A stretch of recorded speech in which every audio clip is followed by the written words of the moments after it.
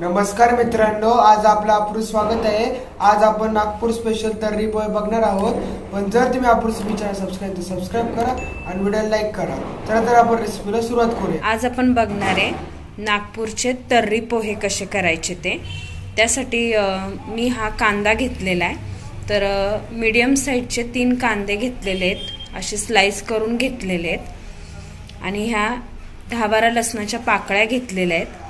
2-3 तुकडे आल्याचे घेतलेले आहेत आणि हे अर्धे वाटी पेक्षाही थोडंसं कमी असं खोबरं घेतलेलं आहे। आता हे खोबरं सुकं आहे, आपल्याला हे असं किसणीवर किसून घ्यायचे किंवा तुम्ही बारीक असे काप करून हे आपल्याला सर्व भाजायचे। ते काप करून भाजलेत तुम्ही तरी चालेल। आता मी किसून घेणार आहे आणि मग हे सर्व मी भाजून घेणार आहे बारीक गॅसवर। हे बघा, आता हे मी चणे घेतलेले आहेत, हरभरे। तर हे मी रात्री भिजवले होते। मग आता भिजून आता हे आपल्याला शिजवून घ्यायचेत। मी हे 1 वाटी घेतले होते चणे।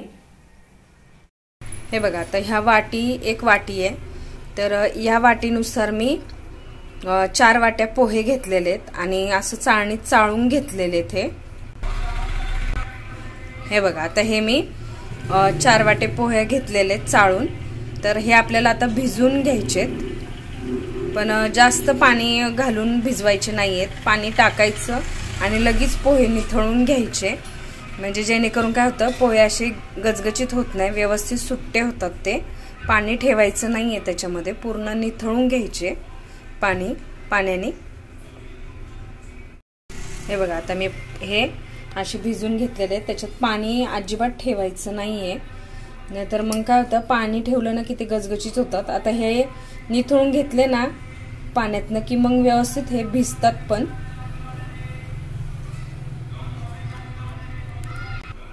हो का, मी मगाशी दाखवलं होतं तुम्हाला, कांदा असं थोडंसं तेल घालून व्यवस्थित भाजून घ्यायचं आहे।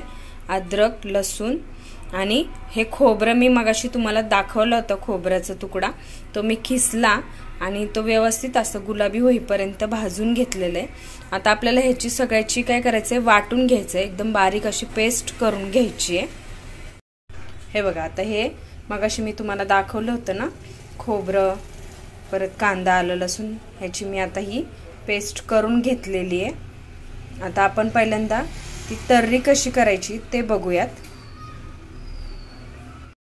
हे बघा, आता हे मी सुके मसाले घेतलेले आहेत। तर हा घरचा मसाला आहे माझा। तर हा तिखट तुमच्या आवडीनुसारच घ्या, कारण हा मी 2 चमचे घेतलेला आहे। आता माझा मसाला घरचा थोडा तिखट आहे म्हणून। हळद 1 चमचा घेतलेली आहे, धने पावडर पण 2 चमचे घेतलेले आहेत आणि हा आपला गरम मसाला आहे। तर गरम मसाला पण मी 1 चमचा घेतलेला आहे बारका। आणि हे तमालपत्र घेतलेले आहेत 2-3, हे बघा 3-4 आहेत। तर हे आता पहिल्यांदा आपल्याला मसाल्याबरोबर हे पण आपल्याला मिक्स करायचे आहेत आणि व्यवस्थित परतून घ्यायचे आहेत। हे बघा, आता मी कढई ठेवलेली आहे आणि ह्या तर्रीला तेल थोडं जास्त लागतं, त्यामुळं तेल थोडं जास्त घ्यायचंय। आता ह्याच्यामध्ये पहिल्यांदा आपण जो वाटलेला मसाला आहे तो टाकायचा आहे आणि तो छानपैकी परतून घ्यायचा आहे। हे बघा, आता तो मसाला टाकलाय, त्याच्याबरोबर मी हे तमालपत्र पण टाकलेलं आहे, त्याच्याबरोबरच चांगलं परतून निघेल, म्हणजे तमालपत्राचा वास लागतो त्याला छान। हे बघा, आता मी मसाला छान भाजून घेतलेला आहे। तर असं तेल सुटेपर्यंत मसाला भाजून घ्यायचा आहे आपल्याला। हे बघा, आता हे मी मगाशी तुम्हाला ड्राय मसाले दाखवले होते ना, सुके मसाले, ते पण आता ह्याच्यामध्ये मिक्स करून व्यवस्थित भाजून घ्यायचे। हे बघा, आता हे मी मसाले मिक्स केल्यानंतर पण छान भाजून घेतलेले आहेत। हे बघा, आता हे चणे आहेत ना, मी शिजवून घेतलेले आहेत। हे बघा, हे असे शिजवून घ्यायचे। हे बघा, आता ह्याच्यात मी पाणी मिक्स केलेलं आहे आणि आता हे पाणी पूर्ण मसाला वगैरे हे करून त्याच्यात मिक्स करून घ्यायचंय व्यवस्थित। हे बघा, आता ह्याच्यात मी पाणी मिक्स केलेलं आहे। आता आपल्याला ह्यात मीठ घालायचंय।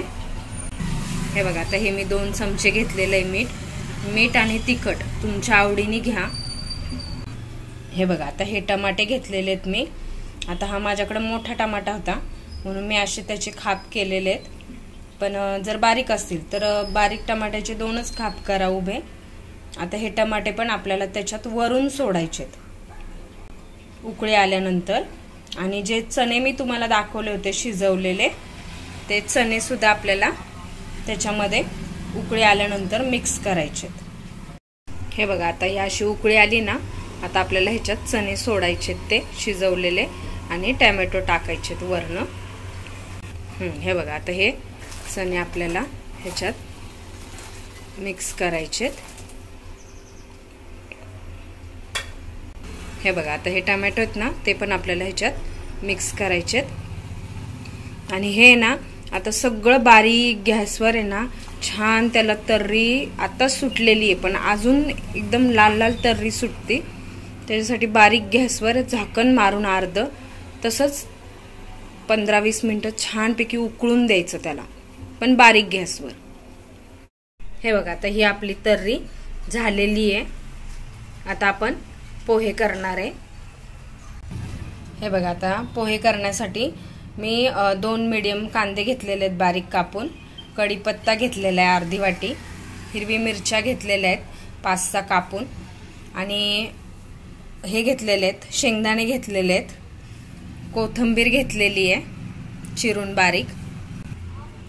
हे बघा आता हे फोडणीसाठी मोहरी घेतलेली आहे, हळद घेतलेली 1 चमचा, हिंग घेतलेला आहे अर्धा चमचा आणि मीठ घेतलेले 2 चमचे. हे बघा आता पोहे बघा किती मोकळे मोकळे झालेले आहेत. हे बघा असे ते पाणी निथळलं ना त्याचं की ते पोहे व्यवस्थित भिजतात मग. हे बघा आता मी कढई घेतलेली आहे. आता त्याच्यात आपल्याला मोहरी, कढीपत्ता, मिरच्या वगैरे त्या सगळं टाकून त्याची फोडणी द्यायची, हिंग वगैरे. हे बघा आता मोहरी आपली तडतडलेली आहे. आता कढीपत्ता घालायचा त्यात. हे बघा आता कढीपत्ता घातला ना की मग मिरच्या घालायच्या. हे बघा आता मिरच्या घातल्यात. आता थोडं फ्राय झालं की मग शेंगदाणे घालायचे. हे बघा आता हे व्यवस्थित फ्राय झालं की शेंगदाणे घालायचे. हे बघा आता शेंगदाणे पण छान त्याच्यात फ्राय करून घ्यायचे.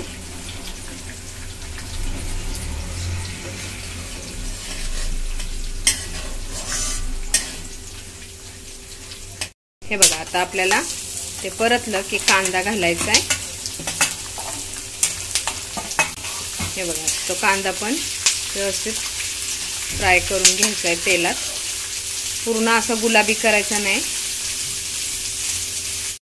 हे बघा आता हे 2 बटाटे घेतलेले आहेत मी शिजवून, हे पण आपल्याला पोह्यामध्ये मिक्स करायचे त्यावेळेस. आता ह्याचे काय करायचे, बारीक बारीक असे तुकडे करायचे.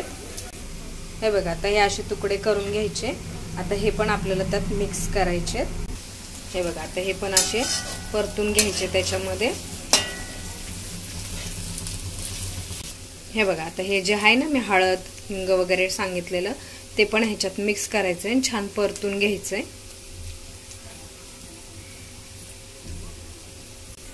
हे बघा आता त्याच्यामध्ये आपण हळद वगैरे सगळं मिक्स केलंय ना, आता पोहे मिक्स करायचे. हे बघा आणि ते पण सगळे व्यवस्थित वर खाली करून सगळं व्यवस्थित मिक्स करून घ्यायचंय. हे बघा आता हे आपण मिक्स केलेलं आहे. आता हे आपल्याला त्याच्यावर कोथिंबीर पण घालायची, कोथिंबीर त्यात. हे बघा आता कोथिंबीर पण त्याच्यामध्ये वरून अशी मिक्स करायची. हे बघा आता हे आपले पोहे पण झालेले आहेत. आता हे कसे आता ते कसे वाढायचे ते मी तुम्हाला दाखव. हे बघा आता ह्याला किती छानपैकी बारीक गॅसवर ठेवल्यामुळं तर्री आली बघा किती लाल लाल. आता ते कसं प्लेटीमध्ये वाढायचं ते दाखवते मी.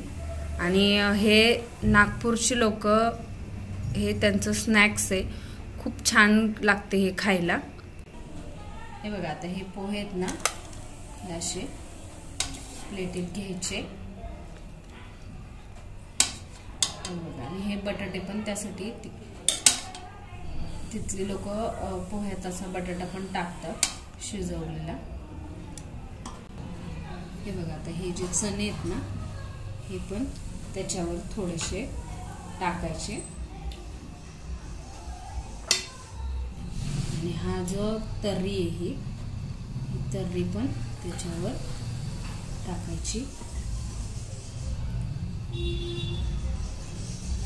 आणि हे जो टॅमॅटो आहे हे बघा आता हे टॅमॅटो वरून असे आणि थोडे चणे आणि ती तर्री टाकायची आणि ही शेव त्याच्यावर अशी थोडी भुरभुरायची. इतके टेस्टी लागतात ना हे, नागपुरी म्हणतात त्याला तर्री पोहे, खायला खूप सुंदर लागतात. हे बघा आता हे खूप सुंदर लागतात खायला. तुम्ही अशा प्रकारे आपले तर्री पोहे बनवून झालेले आहेत. जर तुम्हाला व्हिडिओ आवडला असेल तर आपल्या चॅनल सबस्क्राईब करा आणि व्हिडिओ लाईक करा. Thanks for watching. धन्यवाद.